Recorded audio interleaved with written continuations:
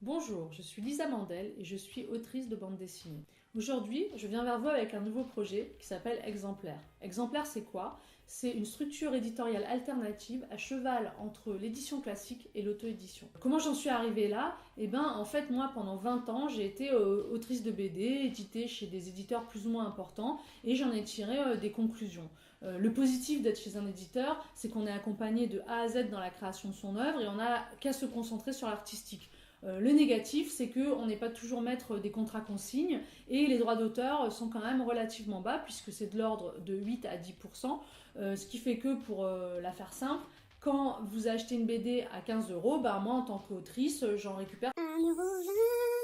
Il y a 30 ans, ça fonctionnait parce qu'il y avait beaucoup moins de nouveautés sur le marché, ce qui fait qu'un auteur lambda vendait facilement entre 20 000 et 30 000 livres, et à 8% du prix du livre, il pouvait mener une carrière honorable.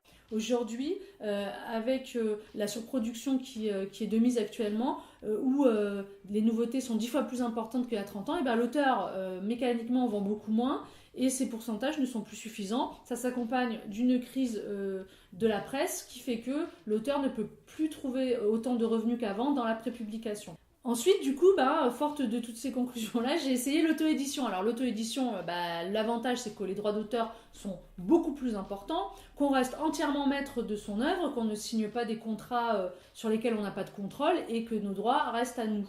Le côté négatif, c'est qu'on doit prendre en charge la fabrication du livre, du début à la fin, avec tous les côtés extrêmement pénibles que ça peut avoir, notamment les retours quand les personnes n'ont pas reçu leur livre, passer des semaines à empaqueter des paquets, j'en passe et des meilleurs. Moi, ce dont je me suis rendu compte en faisant mon livre moi-même, c'est que en fait, je ne l'ai pas fait toute seule. J'ai été conseillée à tous les niveaux de la réalisation du livre.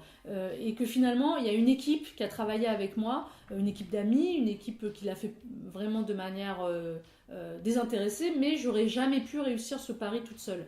Et donc, en fait, forte de ça, je me suis associée avec mon ami Antoine, qui est ingénieur en informatique, pour réfléchir à un site internet qui permettrait de créer une librairie en ligne, mais aussi un site de prévente et un facilitateur de tâches pour permettre aux auteurs en fait de s'auto-éditer avec plus de facilité en étant entourés par une équipe d'experts à leur service. Comment ça marche et comment on fait tourner tout ce petit monde?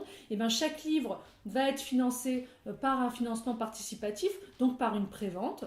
Et ensuite, chaque personne qui va travailler sur le livre sera payée en pourcentage des ventes. Lorsque j'ai parlé de ce projet autour de moi, une dizaine d'auteurs et d'autrices se sont montrés extrêmement motivés pour participer à cette aventure et donc ont accepté de publier un livre dans notre structure.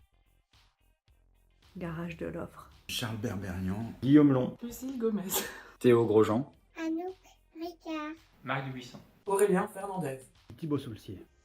Pochette. En soutenant Exemplaire, vous soutenez une répartition plus juste des droits des artistes-auteurs, mais aussi des droits des autres techniciens du livre, qui sont souvent eux aussi mal payés et invisibilisés. Si vous voulez en savoir plus, en fait, je vous invite à lire le texte sous la vidéo, qu'est-ce que tu fais là, Steph? Non, mais sérieux, ça va, c'est pour putain, blaguer, c'est bon, sur allez, la coupez, vidéo, t'as dit. ça va, là, c'est T'as dit fini. sur la vidéo.